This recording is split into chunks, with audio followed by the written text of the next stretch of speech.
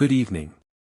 Tonight we report on a tragic and sobering development in professional sports. A young athlete's life ended far too soon, and with it a reminder of how mental health challenges, law enforcement intervention, and institutional supports intersect in unexpected and devastating ways.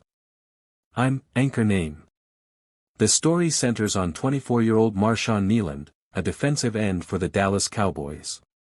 He was drafted in the second round in 2024, viewed as a rising talent out of Western Michigan University. On Monday night of this week he celebrated a milestone, his first career NFL touchdown. Just days later, the football world was stunned to learn that he had died by suicide following a police pursuit in Texas. Segment 1, Background. Marshawn Kneeland was born in Grand Rapids, Michigan, in July 2001. He attended Godwin Heights High School, then played his collegiate football at Western Michigan University from 2019 to 2023, earning recognition on the field as a second-team All-Mid-American Conference choice in his final season. He entered the NFL with promise. The Dallas Cowboys selected him in the second round of the 2024 draft, pick number 56 overall. In his rookie season he appeared in 11 games, recorded 14 tackles, and battled a knee injury. He entered the 2025 campaign with optimistic projections, though off-field observers noted a string of personal challenges including the 2024 death of his mother, a loss he carried publicly into his professional life. On November 3, 2025, he reached a professional high, recovering a blocked punt and returning it for his first NFL touchdown, under Monday Night Football lights. On the night of Wednesday, November 5, things turned tragic. According to the Texas Department of Public Safety, officers attempted to stop a vehicle believed to be driven by Marshawn Kneeland for a traffic violation along the Dallas North Tollway. The vehicle refused to stop and eluded the troopers. Psychologically, quiet people process more before reacting. Their dopamine reward system is wired for depth, not volume. Where others feel a rush from social stimulation, the quiet person feels drained by it. Their brain, flooded with too much noise, retreats inward, searching for balance. That's why they prefer solitude. That's why small talk feels like suffocation. They'd rather say nothing than waste breath on things that mean nothing. You'll notice it in their behavior. They sit at the edge of the room, scanning everything. They look calm, but inside they're taking mental notes. They don't interrupt, because they're processing. They don't compete for attention, because they already see through the game. And that's what unsettles people. Most people talk to hide their insecurity. Quiet people stay silent because they've made peace with theirs. That's real confidence, calm, internal, unshakable. But there's a darker side. Silence, when left unchecked, can become isolation. The quiet man starts believing he doesn't belong anywhere. He stops sharing, stops explaining, stops reaching out. He tells himself it's strength, but sometimes, it's armor. A wall built so high, even he can't see over it anymore. And then, he disappears. Not physically, but emotionally. He becomes a ghost walking through conversations, unseen, unheard, untouched. People stop asking for his opinion because he rarely gives one. He stops expecting to be understood. And slowly, that silence he once controlled, starts controlling him. Psychologically, that's the collapse. The same defense mechanism that once protected him now isolates him. The mind becomes addicted to its own quiet, but the heart begins to starve. Because even the strongest man, the most stoic one, still needs connection. He still needs to be seen, not by everyone, but by someone. You see, silence isn't always peace. Sometimes it's the sound of a man who's given up on being heard. But here's the bitter truth. Every quiet person was loud once. Every silent man had a time when he cared, when he tried, when he spoke, honestly, fearlessly, until he realized that most people don't listen to understand. They listen to reply. So he stopped explaining himself. He learned that peace is better than persuasion. That stillness is better than approval. That the moment you no longer need to be understood, you're finally free. But freedom has a cost. It means walking alone.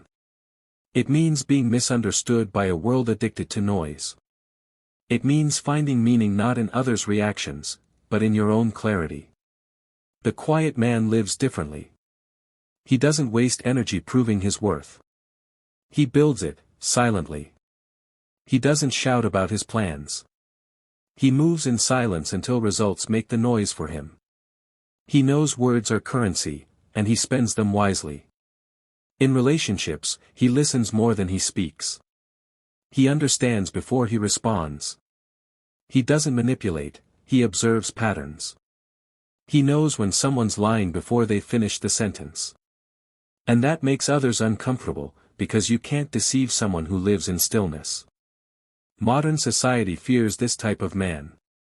Because he's unprogrammable. He doesn't need validation, trends, or applause to feel alive. He's the opposite of what the system wants. He's quiet. He's self-aware. And he's impossible to control. That's why quiet men are often alienated. They're not fun. They're not open.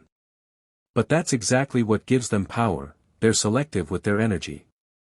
They know where to invest attention, and where to withdraw it. They understand that most people speak to be heard, not to connect. And that's why they speak less, but mean more. Yet, silence doesn't have to be a cage. It can be a weapon. When you use it with intent, it becomes the loudest language of strength. Silence forces others to reveal themselves. It makes people uncomfortable, because it exposes their need for noise. A calm man in a loud world becomes magnetic. The truth is, stillness is rare. And anything rare becomes powerful.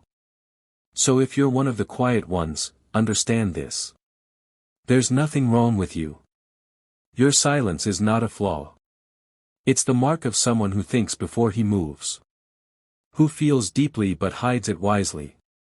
Who watches everything but says almost nothing. But don't let your silence become self-erasure. Use it. Channel it. Let it sharpen you, not swallow you. Because when a quiet man learns to speak with purpose, when his words finally cut through the noise, the world listens. Not because he's the loudest. But because he's the one who speaks when it matters.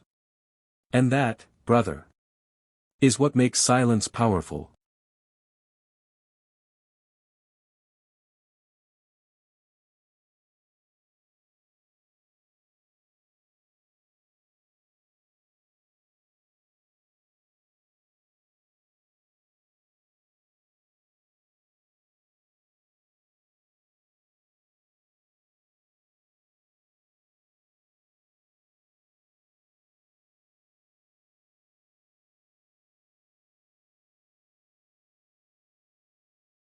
In the coming days and weeks, several questions will be salient.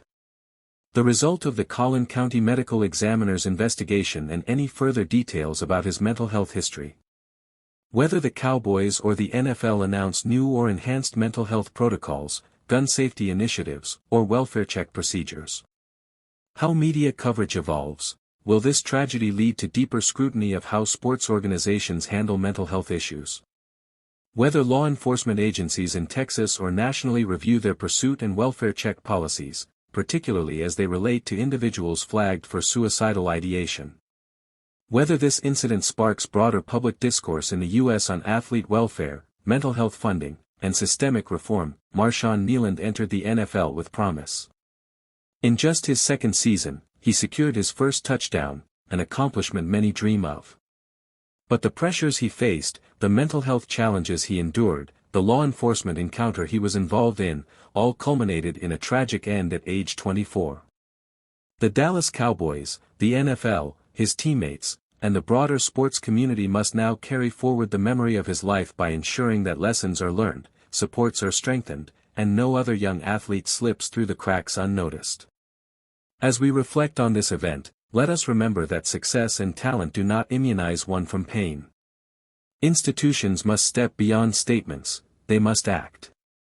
Nations must invest in systems of early warning, intervention, and support. And we, as a society, must continue to destigmatize mental health struggles, especially among those we admire for their physical strength and public persona. Thank you for watching. Stay safe, look out for those around you, and cherish every moment, because life is fragile, and help is always available.